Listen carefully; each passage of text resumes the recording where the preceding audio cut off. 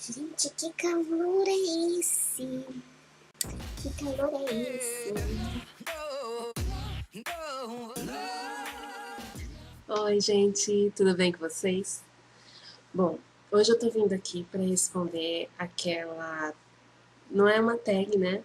Na verdade, foi um pedido que eu deixei para vocês nas redes sociais, para que vocês deixassem perguntas para mim, para que eu pudesse respondê-las. E também, quem tivesse a pergunta mais, né, impactante para mim, eu iria estar oferecendo, né, o acesso a uma das aulas que eu tenho na loja. Então, se você quiser saber quais são essas perguntas, é só continuar assistindo o vídeo. Bom, gente, então vamos lá. Eu tive essa iniciativa de chamar vocês para participarem da elaboração das perguntas, né, de fazer mesmo o vídeo comigo, porque eu notei que muitas pessoas, como eu falei lá no meu blog, lá no post, muitas pessoas mandam mensagens para mim, perguntas, né, fazem elogios e, enfim, e não publica nas redes sociais, assim, é muito fechado, é muito para mim. Não que isso seja importante, mas eu falei, né, a gente fica meio, por quê, né? Não coloca na loja, não coloca na fanpage, não coloca no blog, né? Sempre mandam mensagens para mim privadas ou por e-mail. Então eu achei assim que as pessoas tivessem um pouco assim com vergonha de participar, pensando que por eu não incentivar essa participação, talvez, né, achasse melhor conversar comigo mais no privado. E continuou do mesmo jeito. Continuaram mandando mensagens para mim, curtindo aquelas postagens, aquelas chamadas, mas não participavam, não participaram tanto e não mandaram perguntas, né, nas postagens, enfim. Apenas uma pessoa realmente entendeu a regrinha e postou, né, que foi a, deixa eu abrir aqui as perguntinhas, a Alessandra Gama, tá? Ela foi lá e fez a questão, né? Levantou a questão. E eu achei bem interessante a questão dela mesmo, e é uma dúvida que muitos de vocês têm. Então, esse vídeo é bem aquele estilo que eu fiz no ano passado, né? Tudo junto misturado. São várias perguntas sobre vários assuntos e que eu resolvi, né, aglomerar num vídeo só e responder para vocês. Bom, então conforme eu escrevi lá, a primeira pergunta vai ser da Alessandra, ela pergunta assim: como faço para calcular a base e canaletas para a confecção da agenda? Bom, eu não entendi muito bem a base, acredito que ela esteja falando das capas, né?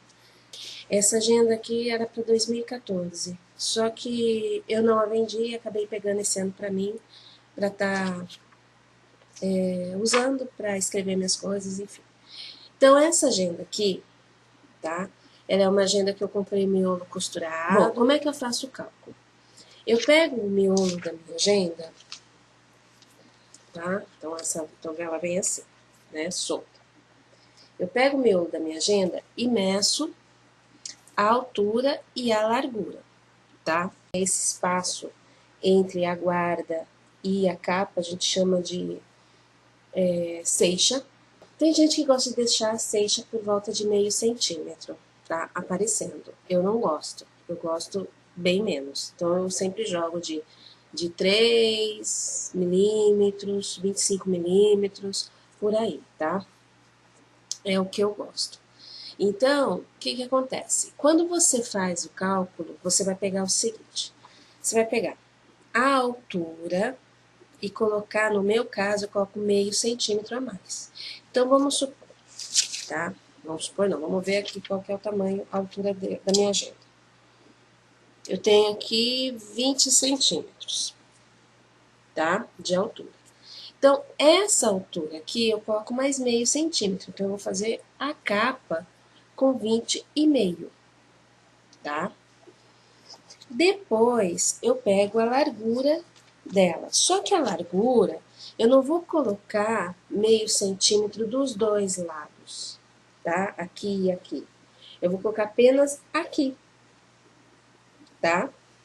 Então, eu vou colocar, como ela tem de largura 13,5, eu vou colocar 13,25.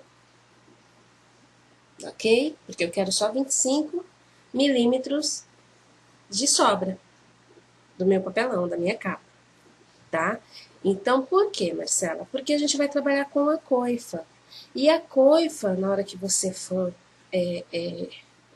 delimitar o tamanho, você já vai jogar o espaço que seria daqui, tá bom?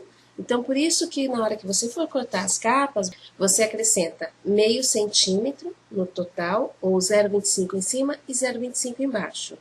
E 0,25 na lateral, tá? Na lateral que vai ficar para fora. Aqui, onde vai ficar junto com a lombada, né, separada pela coifa, você não acrescenta nada. Então, se eu tenho 20 de altura, eu coloquei 20,5, tá? Se eu tenho 13 de largura, eu coloquei 13,25, ok? Bom, aí vem o detalhe da canaleta, que o pessoal chama de coifa, e até vi no grupo sair causar uma certa polêmica, né? Um colega nosso falando que não é coifa, é canaleta, né? Outro nome mais específico dentro da encardenação tradicional. Gente, é o seguinte, a encardenação, ela veio meio que no susto por meio do artesanato, tá? Eu já falei isso em alguns outros vídeos, ela veio através do scrapbook, né? O pessoal naquela ânsia de fazer álbuns, né, para colocar seus trabalhos, então a encadernação acabou entrando no artesanato através do scrapbook. No começo, o pessoal confundia muito cartonagem com encadernação. O pessoal achava que a encadernação estava dentro da cartonagem, né? Já expliquei também em outros vídeos que não tem nada a ver. Encadernação é um ofício, é uma profissão que está ligada à restauração e tal. E a cartonagem é um artesanato. Bom, com essa mistura aí, até todo mundo entender, né? O pessoal trouxe muitos termos usados na cartonagem para encadernação, e um deles foi a coifa, tá? Por quê? Porque quando começou a cartonagem aqui no Brasil, os precursores dessa arte, né, desse artesanato, eles usavam o termo coifa. E acabou indo para a encadernação esse termo, tá? Então, assim, eu entendo a preocupação dos colegas da gente usar os termos corretos. Eu, no começo que eu comecei mesmo a me interessar pela encadernação, eu arrumei muitas inimizades, porque eu também era radical nisso, eu achava que tinha que ser usado tudo certinho, o material certo, o corte, enfim, eu era muito, como eu falava assim, eu chamava meus amigos, meus colegas de ortodoxos, e no final eu estava ficando mais ortodoxa do que eles, né? Então, eu estou chamando a atenção para esse detalhe da coifa porque isso vem da cartonagem. Não quer dizer exatamente que você está errado. Se você for falar com um encadenador profissional, ele vai falar que você está errado, tá? Mas já que a gente está fazendo uma encadenação no artesanato, e foi assim um termo usado por muitos anos, e as pessoas estão familiarizadas com esse termo, eu não vejo mal em usá-lo, tá? Vou chamar coifa. Bom, eu não queria adentrar muito no assunto, mas já que a gente começou a falar, eu vou puxar para um assunto que está pegando um pouquinho aí e eu preciso me posicionar, né, perante vocês. O pessoal que me segue sabe que eu trabalho com encadernação e cartonagem. Como eu falei no comecinho, quando eu comecei a encadernação, que foi em 2010, 2009, acho que fiz meu primeiro caderninho, eu tenho passo a passo no meu blog. Se vocês tiverem interesse, é só entrar lá e ver. Um caderninho bem bonitinho que eu fiz, que na verdade era um sketchbook. Para quem não sabe, sketchbook é um caderno de desenho para profissionais, né? O pessoal da área de desenho, de pintura, né? Eles usam muito sketchbook. Eu fiz um para mim porque eu estava aprendendo o Mix Media, que é o uso bem Resumidamente falando, Mix Media é a técnica onde você usa vários materiais, né, para criar camadas, texturas e fazer o seu projeto. Então, por exemplo, uma página de scrap, né, eu posso estar usando gesso, tinta, carimbos, tecidos, papel de scrap, e eu começo a fazer um trabalho, né, usando esses materiais, criando camadas, e isso me dá um resultado que eu desejo e recebe o nome dessa técnica de Mix Media. Então eu fiz um caderninho para começar a brincar com essa técnica, né, fazer as minhas experiências, e eu acabei ensinando a fazer o caderninho de uma forma bem errada, que eu estava começando, né? Eu fiz o caderninho passo a passo e postei no blog. Quando eu fiz esse caderninho, eu usei como capa um trabalho que eu tinha feito, uma pintura, né, uma texturização que eu tinha feito em papel, como eu falei, com essas camadas, né, que foi uma aula livre que eu assisti da artista plástica Julie Pritchard. Eu assistindo a aula dela, fiz, né, o meu trabalho, e fiquei tão empolgada que fiz a capa do meu sketchbook e mandei uma mensagem para ela, né? Ela foi até lá no meu blog, elogiou tudo, fiquei toda feliz, tal. É uma artista plástica americana, né? E ela trabalhava muito no começo, assim, com scrap, alguma coisa voltada para o scrap, mas aí ela, né, foi direto para o Mix Media. Enfim, quando eu comecei de curiosa na encadernação. Então, o que aconteceu?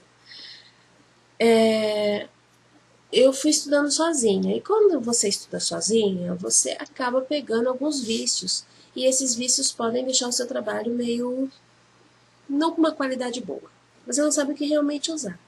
Então, no começo eu era muito assim, desencana, relaxa, vambora, vamos usar o material que a gente tem e vamos, né, seguir em frente.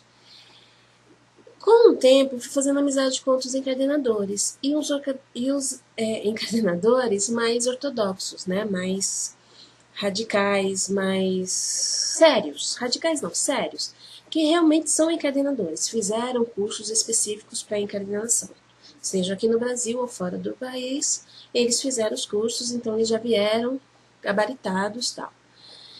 E convivendo com esses encadenadores, eu meio que, né, fui sendo influenciada por eles, pelo que é certo, pela encadenação séria. Me apaixonei por essa encadenação. Nas minhas primeiras aulas aí que eu fiz, né, que eu tenho venda na loja ainda, eu falo, olha, os ortodoxos não fazem assim, né? Eu até brinco, algumas alunas tiram sarro quando eu falo isso, né? E no final eu vi que eu estava, em 2013, eu estava muito ortodoxa, muito. E eu falei, como que a gente muda, né? Em 2009 eu tava tudo paz e amor. Chegou em 2013 eu já tava, que é isso? Que paz e amor o quê? Então, o que acontece, gente? Hoje, né, de março do ano passado para cá, eu dando aula presencial, fazendo mais aulas virtuais, tendo mais alunos, conversando mais com os meus alunos, porque é uma coisa bacana que eu preservo nas minhas aulas, né, manter um contato mais íntimo com os meus alunos. Eu não sou aquela professora que, ó, você comprou, tá aí a aula, se vira, né, só se der pepino você me chama. Não, eu gosto de conversar, eu acabo me tornando amiga, né, na medida do possível, quando eu tenho tempo, eu sinto falta da presença de algum aluno, eu vou lá e pergunto se está tudo bem. Então eu gosto de criar essa amizade mesmo, né. Bom, então eu vendo muito, conversando muito com os meus alunos, tendo esse diálogo aberto com eles, eu fui, né, deixando esse radicalismo, essa parte mais séria da encadernação mais descontraída, né? Eu fui deixando ela mais para ser usada nas horas certas. Quem compra as minhas aulas sabe que eu sou bem tranquila nas minhas aulas. Eu permito que o meu aluno use qualquer material, mas eu explico por que ele tem que usar os materiais certos. Eu não exijo que eles sejam paz e amor e também não exijo que eles sejam radicais.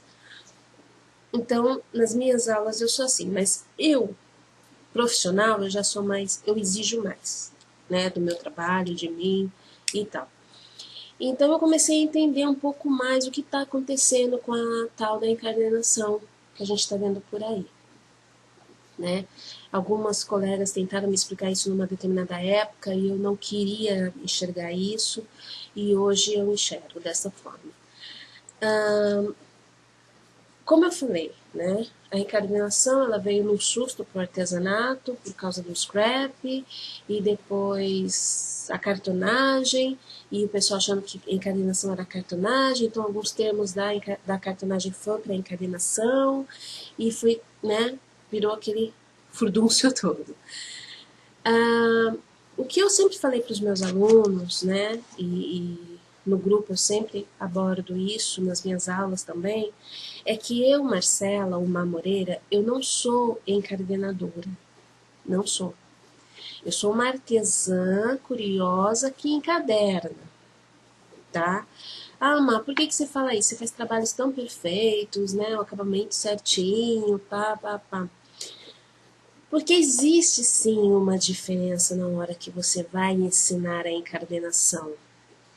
A artesã ensinando e a encadenadora ensinando. Por quê? A encadernação em si, ela não é feita, né, da forma tradicional, clássica, ela não é feita com reguinha de encadernação, né? Ela não é feita com fio de cabelo. Ela não é feita com cola, que é essa colinha que a gente usa aí, entendeu? Ela não é feita com sulfite, ela não é feita com cola plus, ela não é feita, tá entendendo?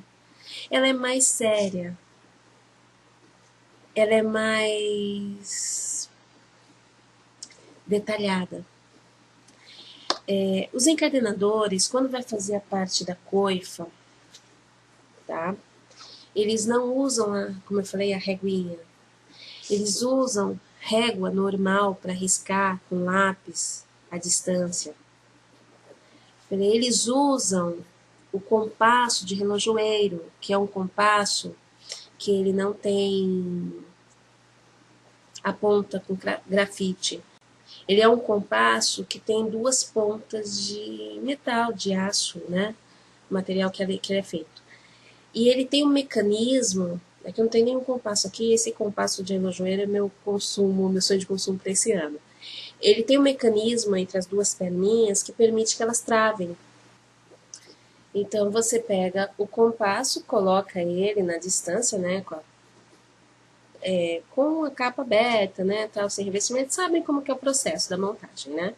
Então você coloca o compasso aqui e você transfere o espaçamento entre a capa e a lombada, o espaçamento certinho daqui para cá. Marca, aí você faz o risco com a régua, tudo certinho, tarari, tarará. Então, encadenador usa o compasso, encadenador, como eu falei, usa o lápis, usa o esquadro, usa a régua. Ele não vem com gabaritinhos prontos, tá? Porque cada miolo é um miolo, né? Cada projeto é um projeto. Então, o encadenador, ele tem todo essa facilidade, né? Ele aprende dessa forma, não é tudo mastigadinho.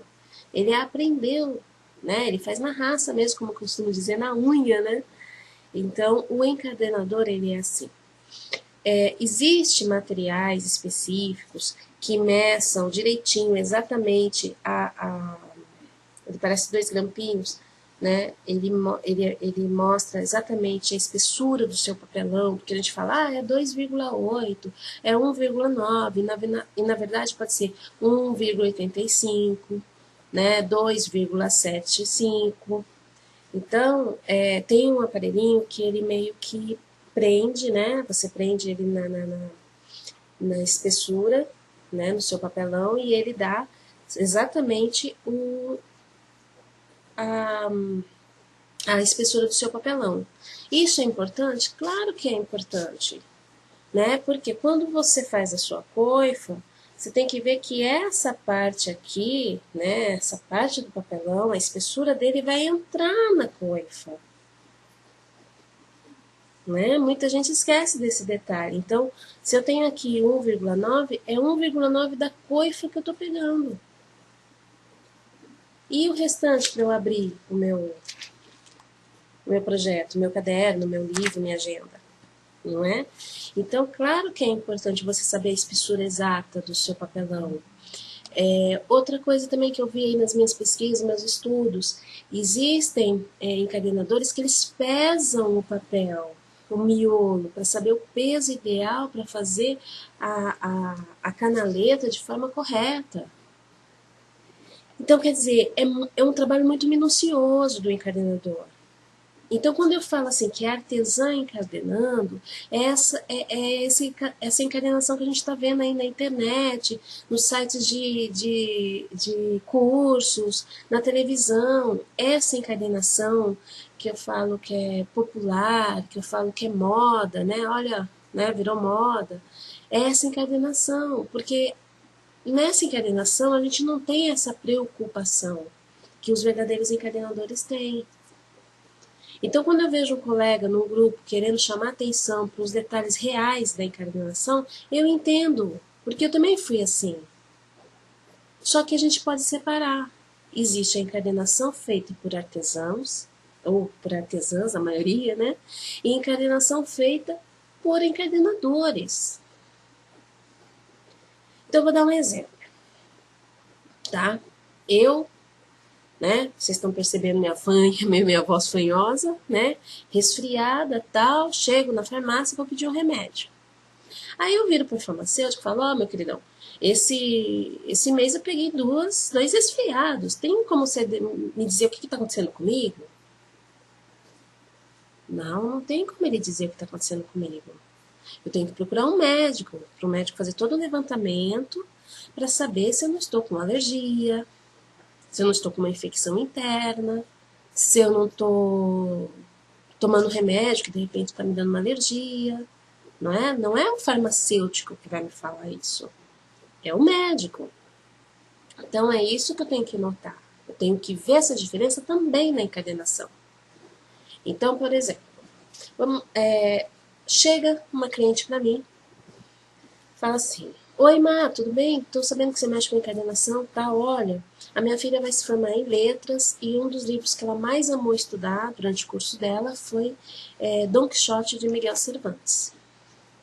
Consegui a primeira edição, menina. E no dia da formatura da minha filha, eu quero dar essa edição para ela. Tem como você fazer uma capa? Olha aqui, tá tudo caindo, tá tudo, né? A capa tudo mole. Tem como você fazer uma capa dura para ele e tal, né? Dar uma melhorada nessa capa? Aí eu viro para ela e falo assim, então, que cor que a sua filha gosta? Ela gosta de lilás? Olha, aqui na lombada, eu vou fazer um lilás com pó branco.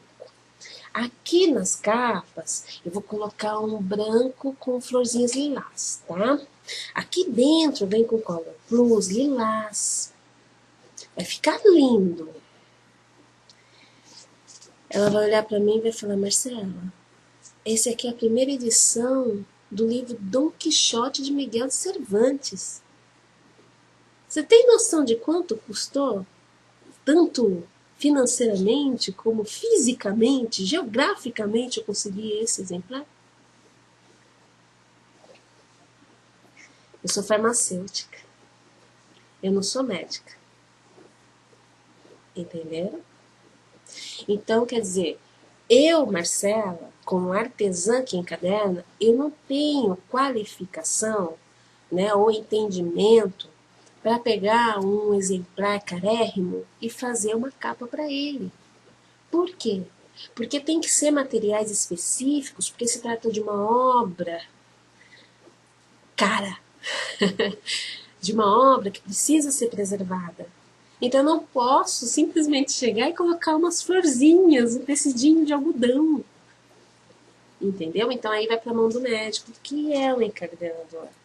Que ele sabe quais são os materiais que ele vai usar, como ele vai calcular a coifa daquele livro, entendeu? Ou a canaleta daquele livro, né, o espaçamento da lombada com a capa. Ele vai saber quais são os materiais para conservar ainda mais o que está lá, né, o miolo desse livro. Então são esses detalhes. É precioso, é imprescindível, melhor dizendo, você saber os termos da encadernação? Se você for entrar nessa linha, sim, é. Então aí você vai estudar fora, ou você vai fazer um curso, um workshop online com pessoas gabaritadas, ou você vai na ABER, na Associação Brasileira de Encadernação e Restauro, fazer um ótimo curso lá para você realmente conhecer, né, a arte da restauração e da encadernação, né, o ofício, melhor dizendo. Então, se você quer entrar nessa linha, então é melhor você fazer um curso específico, se aprofundar mesmo. Agora, se você quer ser uma artesã para fazer uma capa de agenda, um albinho, um caderninho, então continua aí, tá? Só não se atreva a fazer o trabalho do médico, tá? Bom, esclarecemos. Bom, voltando à pergunta da... Deixa eu abrir aqui que eu já fechei. Da Alessandra. Então, Alessandra, vai fazer a capa, então coloca meio centímetro na altura, meio centímetro a mais, para ficar 25 aqui e 25 embaixo, tá? E coloca 25 para ficar de uma lateral, que vai ser a abertura da sua agenda, ok? Como você vai fazer da canaleta, né? Ou da coifa? Foi o que eu acabei de falar. Você tem que ter a espessura do seu papelão e a abertura que você vai dar. Então, por exemplo, como a gente já tem reguinhas, né? Como você provavelmente é uma artesã que vai fazer a encardenação, então eu já indico que você compre as reguinhas. Eu costumo usar essa largura aqui, que costuma ser de 6 milímetros, tá? Porque desses 6, vamos arredondar para você poder entender melhor. Desses 6, 2 milímetros, na hora que eu abrir o meu caderno, né, a capa, ele já vai pegar, tá? Então, aí eu fico com 4 milímetros para eu trabalhar. Tem pessoas, né, tem encadernadoras que faz o seguinte, ela, nessa coifa aqui, ela dá, ou na canaleta, ela joga 8 milímetros e não coloca os 25 milímetros aqui, tá? Então, você corta a largura exata da sua agenda, tá? A largura exata, como eu falei que aqui tinha 13, então eu corto 13, jogo, né, o meio centímetro, então ficou 20,5 por 13. Aí na coifa, na canaleta, eu coloco 8 milímetros. Porque eu já tô jogando os 25, mais os 25 daqui, mais o 2 da espessura do meu papelão, né? Então eu vou ter a abertura correta. Fui clara? Então vamos lá, recapitulando. Capa e contra capa, eu jogo meio centímetro na área total da altura e 0,25 no lado, tá? Na largura. Ok? Chega aqui, eu uso a reguinha de 6 milímetros, ou meio centímetro, tá? Tem réguas que é meio e tem réguas que são 6. Então, vocês verificam aí o que vocês vão comprar. Então, eu coloco aqui. Acabou. Outros encadenadores colocam meio, né, na altura e nada na largura e joga 8 centímetros aqui na canaleta. 8 centímetros não, gente, 8 milímetros, tá? Na canaleta. Que a hora que você encaixar, ele vai aqui, vai recuar, né? O miolo vai parar aqui, na lombada, e você ganha o espaço aqui, tranquilo, tá? Qualquer coisa você me escreve de novo. Então, o pessoal costuma fazer basicamente dessa forma o cálculo para as capas, né? É o que eu sempre falo, gente. Meus alunos estão carecas de saber. Cada profissional tem o seu jeito de trabalhar. Como eu falei, tem os mais paz e amor e tem os mais ortodoxos, tá? Tem os que já, como que fala, o que eu até indico para você fazer, já padronizam para não ter mais erro, né? E aquela medida e pronto, acabou. Outra dica que eu dou para quem está fazendo encadernação, está se apaixonando e tal, e eu já fiz isso muitas vezes, é você ter Você vai conseguir em sebos, né? Você ter cadernos, ou melhor, livros, com encadernações diferentes. Porque você consegue ali pegar um livro e ver, né, quanto que tem de ceixa, quanto que tem na canaleta, qual é a largura, qual é a altura, você consegue ver, né? Então você pode se inspirar em livros antigos, né, em livros até modernos, mas você vai achar isso em sebo, que é mais, né, mais barato para ter como referência, ok? É uma dica que eu dou para quem está começando, né? E como eu falei, está mais no paz e amor. A segunda pergunta, ela veio de uma garota que queria entrar no meu grupo de estudo lá no Facebook. Aproveitar até avisar vocês. Meu grupo no Facebook, que é Encadernação, Cartonagem, Scrapbook com Mamoreira, ele é fechado exclusivamente para os meus alunos, tá? Ele não é um grupo aberto, como a gente, ou com acesso a todos, como a gente vê no Face, por quê? Como tem vários grupos, né, não vi tanta necessidade de deixar aberto. E a intenção do nosso grupo é de estudar, porque é aquilo que eu falei, eu não sou encadenadora, né? Por enquanto, eu sou uma artesã que encaderna. Então tem muita coisa ali que eu faço com os meus alunos que a gente acaba trocando figurinha, né? A gente acaba trocando informação. A gente posta links, vídeos de outros profissionais que eu dou preferência para profissionais de fora, para evitar saias justas.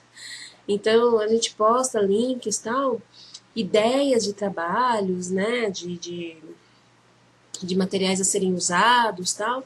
Então, a gente acaba trocando informação, então acaba sendo um estudo, né? Então, é fechado realmente para os meus alunos. Então, se você é meu aluno, você tem acesso ao grupo. A gente sempre está colocando várias informações, dicas que a gente vê por aí, a gente compartilha lá no grupo. Então, já deixando claro. E essa menina, Kaline Lopes, ela veio me perguntar o seguinte: você acha que dá certo cobrir uma maleta multiuso com papel de scrapbook? Bom, uma dúvida também que pode ser pertinente a muitas aí. Eu não acho legal, tá? Principalmente porque a maleta, sendo multiuso e dependendo do acabamento interno entre a tampa e a base dela, aquela, né, a parte que abre e fecha, se você colocar papel ali, esquece, ele vai rasgar, ele não vai aguentar o tranco. A não ser que você coloque, faça os furos e amarre com cordão, né, fio encerado, de couro, né, cordãozinho de couro e tal, aí tudo bem. Você pode até forrar com papel de scrap. Um outro detalhe do papel de scrap. Tem que ser de uma gramatura mais baixa, porque se você for trabalhar com 180, ele pode rachar. Na hora que você for colar, ele pode rachar. Na hora que você for dobrar, ele pode rachar. Então tem que ser um papel mais fino. Tem, pelo menos na época que eu mexia com scrap artesanal, papéis de gramatura de 120. Então talvez com ele fique legal se você trabalhar. Mas continuo não aconselhando, tá?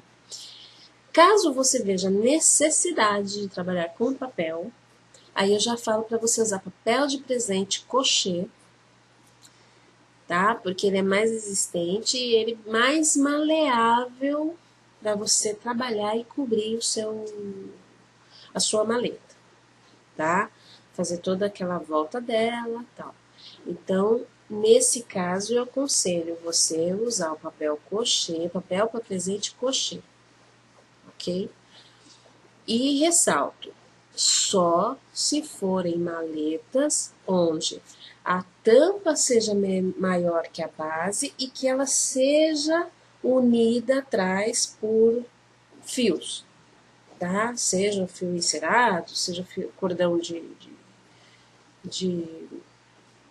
barbante, seja couro, seja o que for, material, mas que seja aquelas com furo e que você amarre. Aí tudo bem. Agora, se for aquela que tem a dobra, né, que você cola as duas, o acabamento interno e externo, para abrir e fechar, aí não. Aí é só tecido mesmo, tá? Ou um papel de revestimento que a gente usa na encadernação, que ele é um pouco mais, né, resistente. Aí sim. Fora isso, quando for esse acabamento, não coloque papel que ele vai rasgar, tá? E quanto mais fino quanto mais fino for o papel, melhor para você trabalhar com ele. Papel de scrapbook 180 não serve. A não ser se você for fazer um detalhe, ou você for fazer um revestimento, tipo patchwork, que você vai cortando os pedacinhos e vai colando, pode ser que fique legal, tá? Mas lembrando da abertura da tampa e da base, que ela tem que ser de furinho e cordãozinho, tá ok? Se você gostou, clique em gostei, se inscreva no canal para receber a atualização antes de todo mundo e me ajude na divulgação compartilhando este com seus amigos. Obrigada por ter assistido e até o próximo vídeo.